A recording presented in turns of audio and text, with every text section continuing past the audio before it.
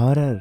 What is actual meaning of this word? Basically horror सुनते ही दिमाग में जो बात आता है वो है ghost and supernatural spiritual activities. वैसे भी हम जो देखते हैं या फिर सुनते हैं उससे ज़्यादा जल्दी सीखते हैं। हमारे पेरेंट्स ने हमेशा से इस वर्ड घोस्ट को हमें डराने के लिए यूज़ किया है, और आज भी अगर तुम हॉरर सुनते हो तो तुम्हें घोस्ट पहले याद आता है। और हमारे प्यारे बॉलीवुड मूवीज़ ने भी हॉरर की डेफिनेशन कुछ ऐसी दी है कि अब क्या ही बोलें।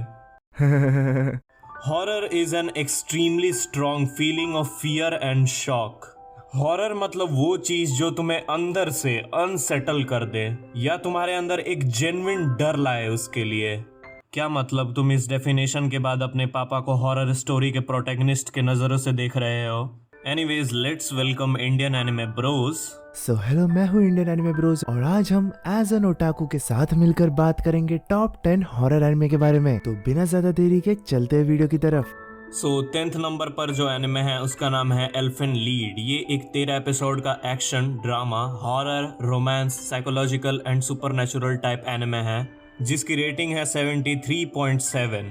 ये एनिमे एयर हुआ था 25 जुलाई 2004 को और ऑनगोइंग था टिल 17 अक्टूबर 2004। सो इस एनिमे का प्लॉट कुछ ऐसा है। ल्यूशी एक ब्रीड गर्ल होती है जो कि गवर्नमेंट के एक इनह्यूमन साइंटिफिक एक्सपेरिमेंट का शिकार होती है एंड उसको इस चीज़ से काफ़ी ज़्यादा सफ़र करना पड़ता था और इसके साइड इफ़ेक्ट्स काफ़ी ज़्यादा थे। इसके वजह से एक नॉर्मल ह्यूमन के उसके हॉर्न्स तक निकल आए थे, बट होपफुली उसे एक दिन एस्केप करने का मौका मिल जाता है and she manages to escape from there.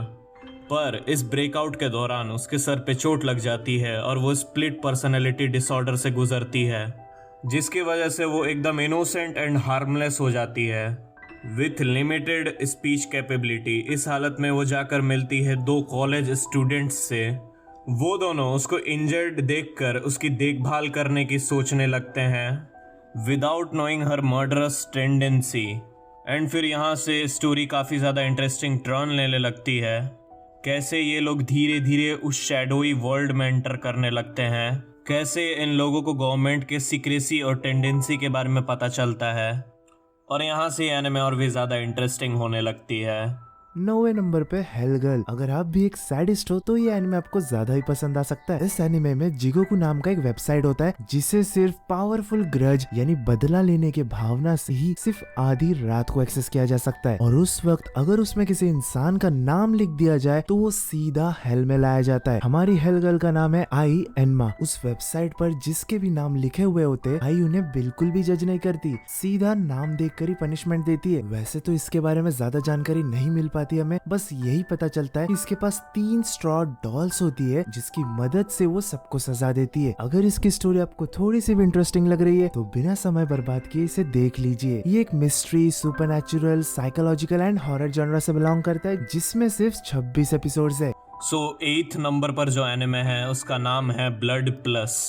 सो ये एक supernatural vampire military horror drama action type anime है जिसकी रेटिंग है 75.3। ये एनिमे एयर हुआ था 8 अक्टूबर 2005 को।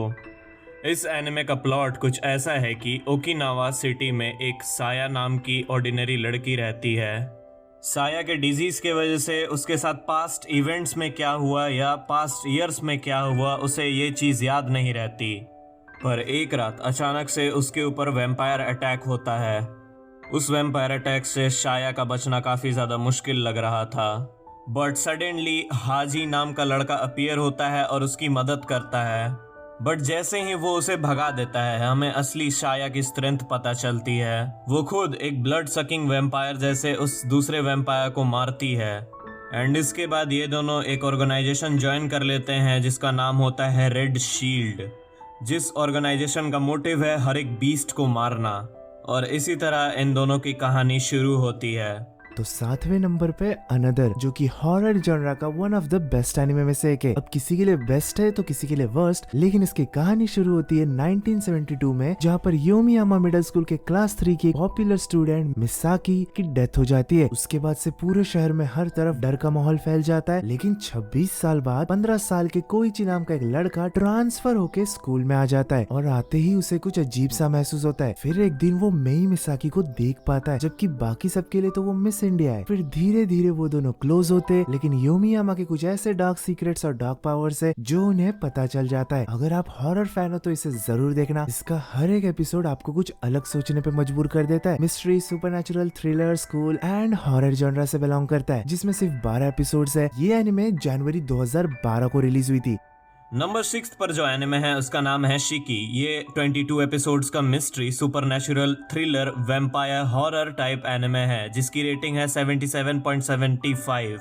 ये एनिमे एयर हुआ था 9 जुलाई 2010 को।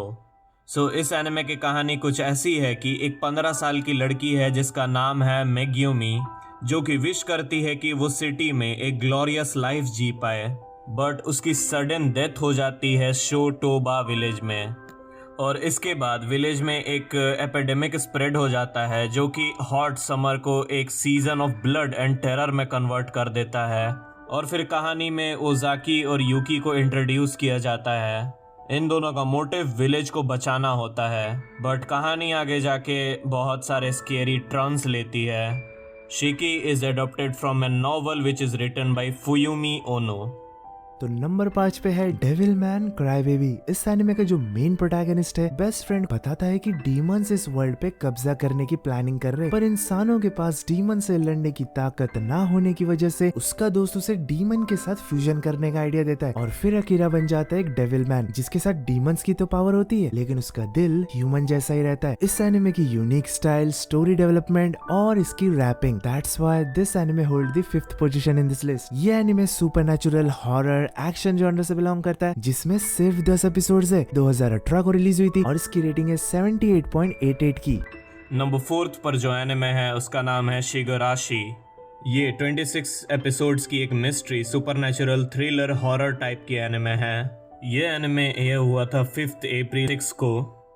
एनिमे का प्लॉट कुछ ऐसा है कि हमारा मेन प्रोटैगनिस्ट समर 1983 में एक विलेज में रहने आता है। उसका नेचर काफ़ी फ्रेंडली है, तो इसीलिए वो अपने सारे क्लासमेट्स का दोस्त बन जाता है बहुत कम टाइम में ही। पर अचानक एक एनुअल फेस्टिवल में हमारे मेन प्रोटैगनिस्ट को उसके लोकल लेजेंड्स के बारे में पता चलता है। वो जैसे ही इस चीज़ के बारे में सुनता है, ये चीज़ उसे काफ़ी ज़्यादा क्यूरियस कर देती है। फिर उसे पता चलता है कि रिसेंट ईयर्स में बहुत सारे मर्डर्स और डिसअपीयरेंस हो चुके हैं, और ये सारी चीज़ें विलेज के फेस्टिवल और उनके गॉड्स से कनेक्टेड हैं। वो अपने दोस्तों के इसके बारे में पूछता है, पर उसके दोस्त उसे कुछ नहीं बताते। फिर धीरे धीरे उसके दिल में ये सवाल बढ़ता रहता है, और एक टाइम ऐसा आता है कि वो अपने दोस्तों पर शक करने लगता है कि वो अपने दोस्तों को ट्रस्ट भी कर सकता है या नहीं। यह एनिमे कभी कभी ऐसे सिचुएशंस को एग्जीक्यूट करती है जो कि ऑडियंस को सोचने में मजबूर कर देगी।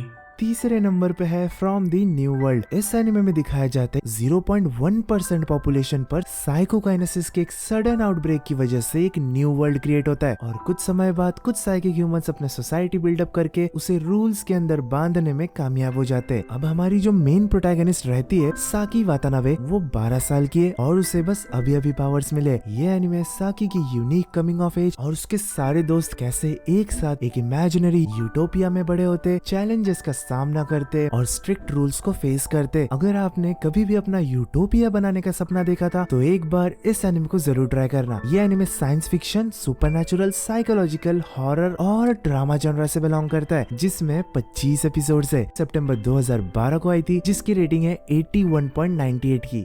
सेकंड पोजीशन पर जो एनिमे है उसका नाम है हेल्सिंग अल्टीमेट। ये एक 10 एपिसोड्स का एनिमे है, जिसके हर एक एपिसोड्स का ड्यूरेशन है 49 मिनट्स।